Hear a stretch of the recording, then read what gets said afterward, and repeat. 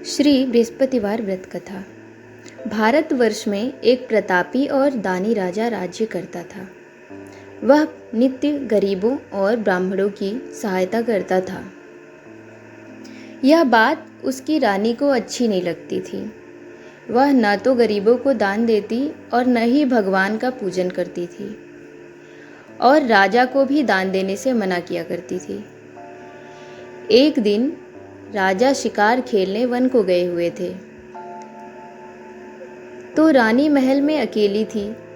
उसी समय बृहस्पति देव साधु वेश में राजा के महल में भिक्षा के लिए गए और भिक्षा मांगी। रानी ने भिक्षा देने से इनकार कर दिया और कहा, हे साधु महाराज, मैं तो दान पुण्य से तंग आ गई हूँ।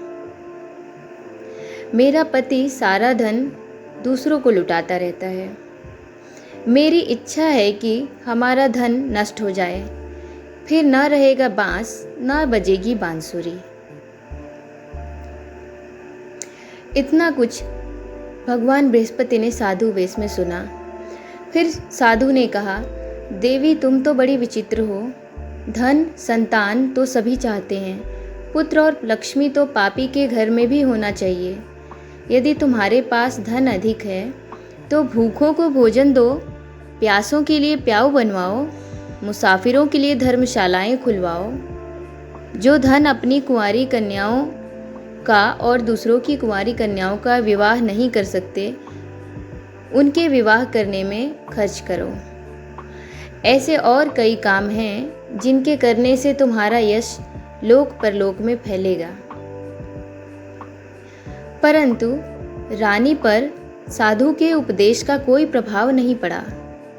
वह बोली, महाराज, आप मुझे कुछ न समझाएं। मैं ऐसा धन नहीं चाहती जो हर जगह बांटती फिरूं। साधु ने उत्तर दिया, यदि तुम्हारी ऐसी इच्छा है तो तथास्तु। तुम ऐसा करना कि बृहस्पतिवार को घर लीप कर पीली मिट्टी से अपना सिर धोकर स्नान करना, और फिर भट्टी चढ़ाकर कपड़े धोना। ऐसा करने से आपका सारा धन नष्ट हो जाएगा। इतना कहकर वह साधु महाराज वहां से अंतर ध्यान हो गए, आलोप हो गए। साधु के अनुसार कही हुई बातों को पूरा करते हुए रानी को केवल 3 बृहस्पतिवार ही बीते थे कि उसकी समस्त धन संपत्ति नष्ट हो गई।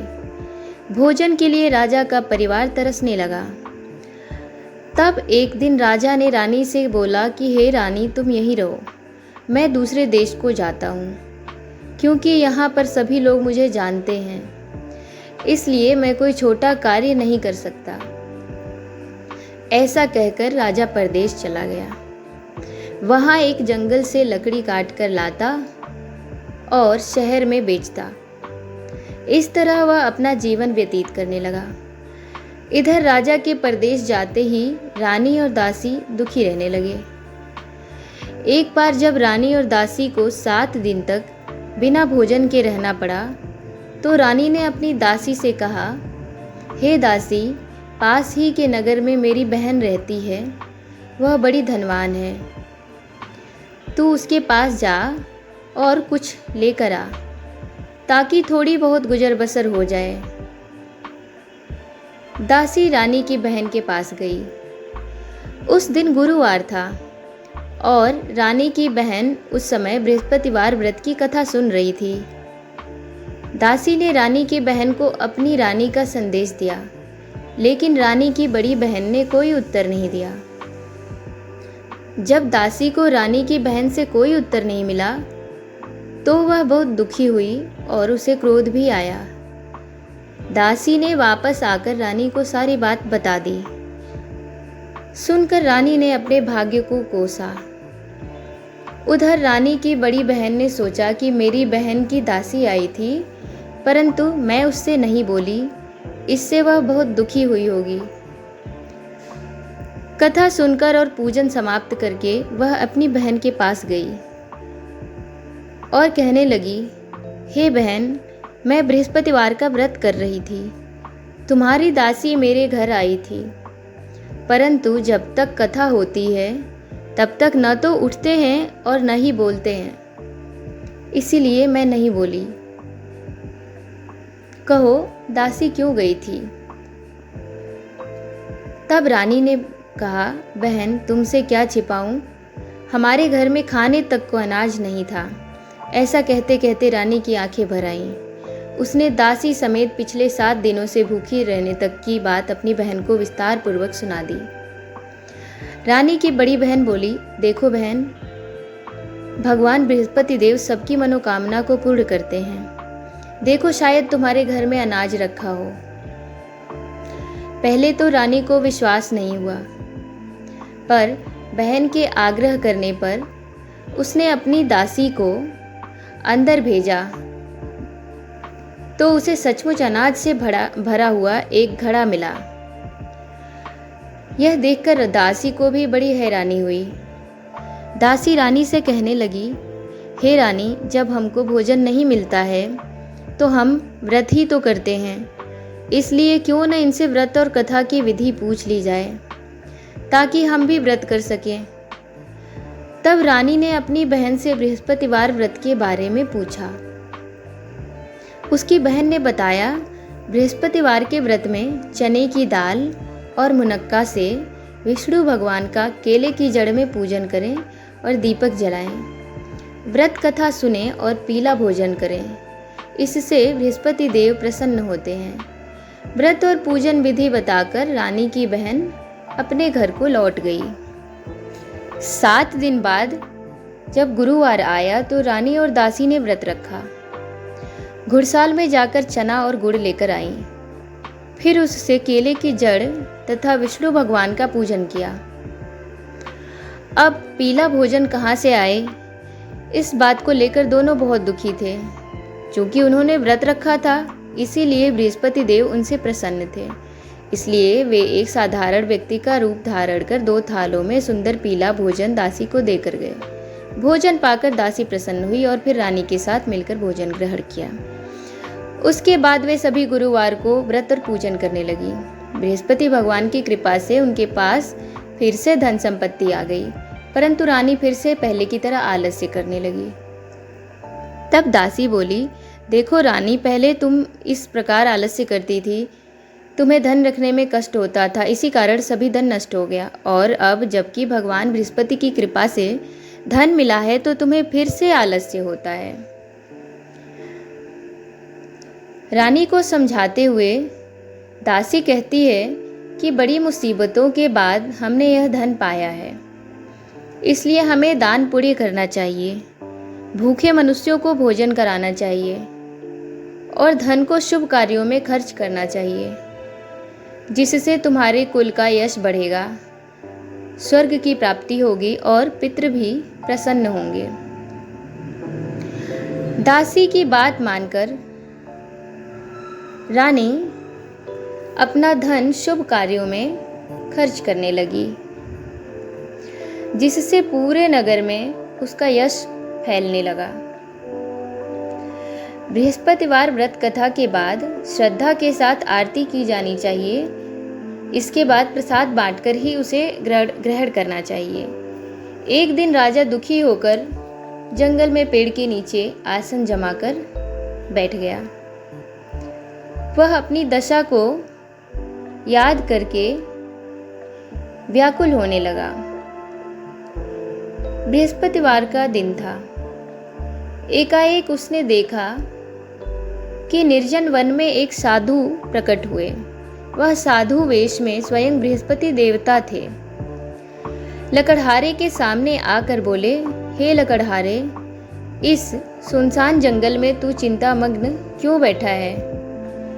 लकड़हारे ने दोनों हाथ जोड़कर प्रणाम किया और उत्तर दिया, महात्मा जी, आप सब कुछ जानते हैं, मैं क्या कहूँ।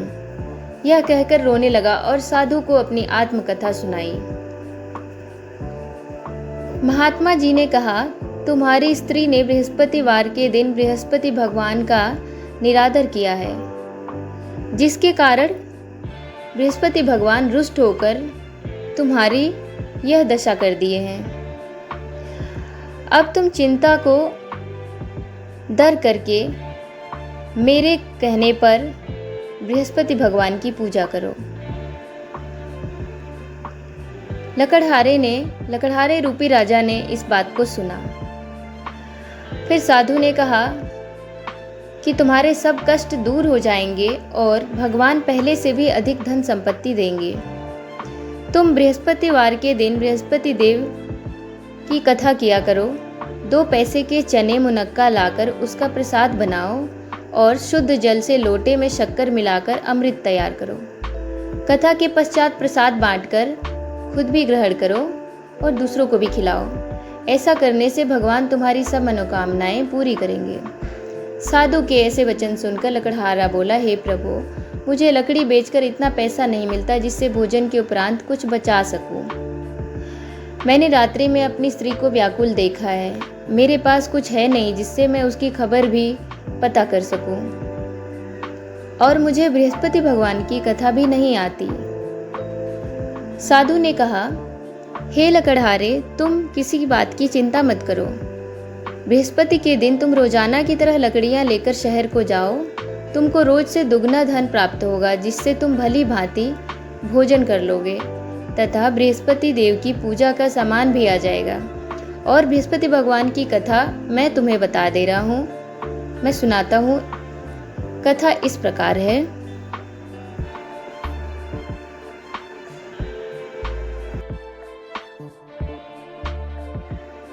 बृहस्पति देव की कथा। प्राचीन काल में एक ब्राह्मण रहता था। वह बहुत निर्धन था। उसके कोई संतान नहीं थी। उसकी स्त्री बहुत ही मलिनता के साथ रहती थी। वह न तो स्नान करती, न ही किसी देवता का पूजन करती थी। इससे ब्राह्मण देवता बड़े दुखी रहते थे। बेचारे बहुत कुछ कहते, किंतु उसका कुछ परिणाम न निकला। भगवान की कृपा से ब्राह्मण की स्त्री के कन्या रूपी रत्न पैदा हुआ। कन्या बड़ी होने पर प्रातः स्नान करके विष्णु भगवान का जाप व बृहस्पतिवार का व्रत करने लगी। अपने पूजन पाठ को समाप्त करके विद्यालय जाती तो अपने मुट्ठी में जौ भर के ले जाती और पाठशाला के मार्ग में डालती जाती। तब ये जौ स्वर्ण के हो जाते और लौटते समय उनको बीनकर घर ले आती थी। एक दिन वह बालिका सूप में उस सोने के जौ को फटक कर साफ कर रही थी। तभी उसकी माँ ने देख लिया और कहा, हे बेटी, सोने के जौ के लिए सोने का सूप भी होना चाहिए। दूसरे दिन बृहस्पतिवार था। कन्या ने व्रत रखा और बृहस्पति देव की प्रार्थना करके कहा, मैंने आपकी पूजा सच्चे मन से की हो तो मेरे लिए सोने का सूप दे दो। बृहस्पति देव ने उसकी प्रार्थना स्वीकार कर ली। रोजाना की तरह वह कन्या जौ फैलाती हुई पाठशाला जाने लगी। जब लौटकर जौ बीन रही थी तो बृहस्पति देव की कृपा से सोने का सूप मिला। उसे वह घर ले आई और उसमें जौ साफ करने लगी, परंतु उसकी माँ का वही ढंग रहा। एक दिन की बात है, वह कन्या सोने के सूप में जौ साफ कर रही थी। उसी समय शहर का राजपुत्र वहां से होकर निकला। इस कन्या के रूप और कार्य को देखकर मोहित हो गया तथा अपने घर जाकर भोजन तथा जल त्याग कर उदास होकर लेट गया। राजा को जब बात का पता लगा तो अपने प्रधानमंत्री के साथ उसके पास गए और बोले, हे बेटा, तुम्हें किस बात का कष्ट है? किसी ने अपमान किया अथवा कोई और कारण है? सो कहो, मैं वही कार्य करूंगा जिससे तुम प्रसन्नता हो। अपने पिता की राजकुमार ने बातें सुनी। वह बोला, मुझे आपकी कृपा से किसी बात का दुख नहीं है। किसी ने मेरा अपमान भी नहीं किया, परंतु मैं उस लड़की से विवाह करना चाहता हूँ जो सोने के सूप में जौ साफ कर रही थी। यह सुनकर राजा आश्चर्य में पड़ा और बोला, हे बेटा, इस तरह की कन्या का पता लगाओ, मैं तुम्हारा विवाह अवश्य करा दूंगा। राजकुमार ने उस लड़की के घर का पता बताया। तब मंत्री उस लड़की के घर गए और ब्राह्मण देवता को सभी हाल बताया। ब्राह्मण देवता राजकुमार के साथ अपनी कन्या का विवाह करने के लिए तैयार हो गए तथा विधि विधान के अनुसार ब्राह्मण की कन्या का विवाह राजकुमार से हो गया। कन्या के घर से जाते ही पहले की भांति उस ब्राह्मण देवता के घर में गरीबी का निवास हो गया। अब भोजन के लिए अन्न भी नहीं मिलता। एक दिन दुखी होकर ब्राह्मण देवता अपनी पुत्री के पास गए और बोले, हमारी हेल्प करो। अपनी माँ का हाल पूछा पुत्री ने। तब ब्राह्मण ने सभी हाल बताया। कन्या ने बहुत सा धन देकर विदा किया। इस तरह ब्राह्मण का कुछ समय सुखपूर्वक व्यतीत हुआ। कुछ दिन बाद फिर से वही हाल हो गया। ब्राह्मण फिर अपनी कन्या के घर गया और सारा हाल बताया। तब लड़की ने कहा, आप माता जी को लिवा लाओ, मैं उन्हें यह विधि बता दूंगी जिससे कि गरीबी दूर हो जाए। वह ब्राह्मण देवता अपनी स्त्री को साथ लेकर पहुंचे तो अपनी माँ को समझाने लगी, हे माँ, तुम प्रातःकाल प्रथम स्नानादि करके पूजन करो और विष्णु भगवान का पूजा करो। परंतु उसकी माँ ने बात ना मानी और प्रातःकाल उठकर पुत्री के बच्चों की जूठन को खा लेती। पुत्री को गुस्सा आया। उसने एक रात कोठरी से सामान निकालकर अपनी माँ को उसमें बंद कर दिया। फिर निकालकर उसे सुबह सुबह स्नान कराया तो उसकी माँ की बुद्धि ठीक हो गई और फिर प्रत्येक बृहस्पतिवार व्रत रखने लगी। इस व्रत के प्रभाव से उसके माँ बाप बहुत ही धनवान और पुत्रवान हो गए और बृहस्पति देव जी के प्रभाव से इस लोक के सुख को भोग कर स्वर्ग को प्राप्त हुए। इस प्रकार साधु महाराज ने लकड़हारे को यह कथा सुनाई। बोले बृहस्पति भगवान की जय। इसके बाद की कहानी। इतना कहकर जब साधु बाबा अंतर्ध्यान हो गए तो धीरे धीरे समय व्यतीत होने लगा। फिर बृहस्पति वार का दिन आया। लकड़हारा जंगल से लकड़ी काटकर किसी शहर में बेचने गया और आज उसे और दिनों से अधिक पैसा मिला। राजा ने चना गुड़ आदि लाकर गुरुवार का व्रत किया। उस दिन से उसके सभी क्लेश दूर हो गए, परंतु जब दोबारा गुरुवार का दिन आया तो बृहस्पतिवार का व्रत करना भूल गया। इस कारण बृहस्पति भगवान नाराज हो गए। उस दिन उस नगर के राजा ने विशाल यज्ञ का आयोजन किया तथा शहर में यह घोषणा करवा दी कि कोई भी मनुष्य अपने घर में भोजन न बनावे, ना ही आग जलावे, समस्त जनता मेरे यहाँ खाएगी। इस आज्ञा को जो नहीं मानेगा उसे फांसी दी जाएगी। यह घोषणा संपूर्ण नगर में करा दी। राजा की आज्ञा अनुसार शहर के सभी लोग भोजन करने गए, लेकिन लकड़हारा देर विलंब से पहुंचा। उसी समय रानी की दृष्टि उस खूंटी पर पड़ी जिस पर उसका हार लटका हुआ था। वहां से गायब था। रानी ने निश्चय किया कि मेरा हार इस मनुष्य ने चुराया है। उसी समय सिपाहियों को बुलाकर उसे कारागार में डाल दिया गया। अब लकड़हारा कारागार में दुखी हुआ और विचार करने लगा कि न जाने कौन से पूर्वजन्म के कुकर्म से मुझे दुख प्राप्त हुआ, और उसी साधु को याद करने लगा जो जंगल में मिला था। उसी समय तत्काल बृहस्पति देव साधु के रूप में प्रकट हुए और उसकी दशा को देखकर कहने लगे, अरे मूर्ख, तूने बृहस्पति देव की कथा नहीं करी, इस कारण तुझे दुख प्राप्त हुआ। अब चिंता मत। बृहस्पतिवार के दिन कारागार के दरवाजे पर 4 पैसे पड़े मिलेंगे, उससे तो बृहस्पति देव की पूजा करना, तेरे सभी कष्ट दूर हो जाएंगे। इस तरह रात्रि के स्वप्न को देखकर राजा प्रातः काल उठा और खूंटी पर हार देखकर लकड़हारे को बुलाकर क्षमा मांगी और सुंदर वस्त्र आभूषण देकर लकड़हारे रूपी राजा को विदा किया। बृहस्पति देव की आज्ञा अनुसार लकड़हारा अपने नगर को चल दिया। राजा जब अपने नगर के निकट पहुंचा तो उसे बड़ा आश्चर्य हुआ। नगर में पहले से अधिक बाग, तालाब, कुएं तथा बहुत सी धर्मशालाएं, मंदिर आदि बने थे। राजा ने पूछा, यह किसने बनवाया? तो नगर के लोगों ने बताया, यह सब रानी और दासी ने किया। राजा को गुस्सा आया और आश्चर्य भी हुआ। यह जब रानी ने खबर सुनी कि राजा आ रहे हैं तो उसने दासी से कहा कि राजा हमको कितनी बुरी स्थिति में छोड़कर गए थे, कहीं ऐसा न हो कि दरवाजे से लौट जाए। तू दरवाजे पे खड़ी हो जा और उन्हें लिवा के आना। तब राजा ने क्रोध करके अपनी रानी से पूछा, यह सब धन कैसे प्राप्त हुआ? तब उन दोनों ने बताया कि यह सब धन बृहस्पति देव के प्रभाव से प्राप्त हुआ है। अब राजा ने निश्चय किया कि वह प्रतिदिन दिन में 3 बार कथा कहेगा, रोज व्रत करेगा। अब हर समय राजा के दुपट्टे में चने की दाल बंधी रहती तथा दिन में 3 बार कहानी कहता।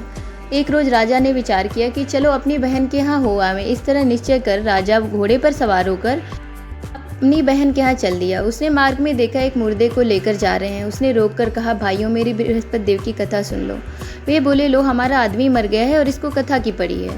परंतु कुछ आदमी बोले, अच्छा कहो, हम कथा भी सुनेंगे। राजा ने दाल निकाली और जब कथा आदि हुई तो मुर्दा हिलने लगा और जब कथा समाप्त हो गई तो राम राम करके मुर्दा उठ बैठा। आगे मार्ग में उसे एक किसान खेत में हल चलाता मिला। राजा ने उसे देखा और उससे बोला, भैया, हमारी बृहस्पतिवार की कथा सुन लो। किसान बोला, जब तक तेरी कथा सुनूंगा तब तक 4 हरैया जोत लूंगा। जा अपनी कथा किसी और को सुनाना। उसके बाद उसके बैल पछाड़ खाकर गिर गए। किसान के पेट में दर्द होने लगा। उस समय उसकी माँ रोटी लेकर आई। उसने जब यह देखा तो पुत्र से हाल पूछा और बेटे ने सभी हाल बता दिया। तो बुढ़िया दौड़ी दौड़ी घुड़सवार के पास गई और उससे बोली, कथा मेरे खेत पर चलकर कहना। राजा ने बुढ़िया के खेत पर जाकर कथा कही, जिसे सुनते ही बैल उठ बैठे और किसान के पेट का दर्द भी बंद हो गया। राजा अपनी बहन के घर पहुंचा।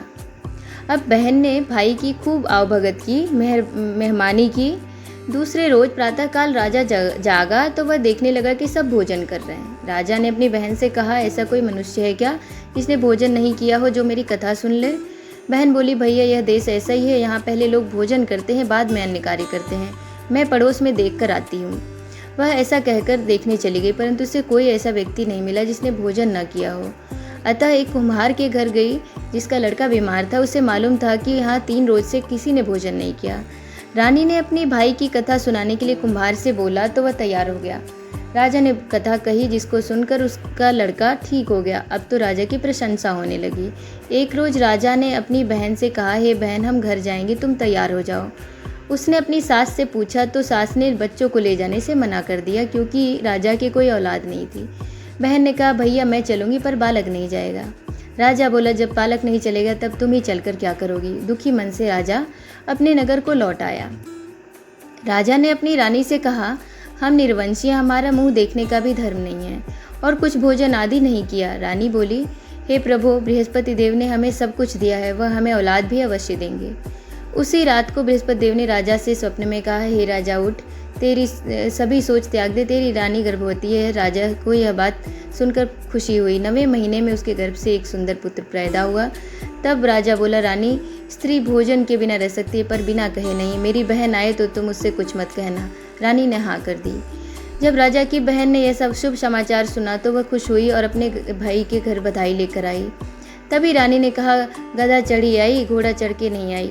रानी की बहन बोली, भाभी, मैं इस प्रकार ना कहती तो तुम्हें औलाद कैसे मिलती। बृहस्पति देव ऐसे ही हैं, जिसके मन में जैसी कामनाएं हैं सभी को पूर्ण करते हैं। सद्भावना पूर्वक बृहस्पतिवार का जो भी व्रत करे, कथा पढ़े, दूसरों को सुनाए, भगवान उसकी सभी मनोकामना पूर्ण करते हैं। भगवान बृहस्पति देव उनकी सदैव रक्षा करते हैं। संसार में जो भी मनुष्य भाव से, सच्चे हृदय से पूजा करे, कथा कहे, उसकी सभी मनोकामनाएं पूरी होती हैं। जैसी सच्ची भावना से रानी और राजा ने उनकी कथा का गुणगान किया, उनकी सभी इच्छाएं बृहस्पति देव ने पूर्ण की। इसीलिए पूर्ण कथा सुनने के बाद प्रसाद लेकर जाना चाहिए। हृदय से उसका मनन करते हुए जयकारा बोलना चाहिए। बोलो बृहस्पति भगवान की जय।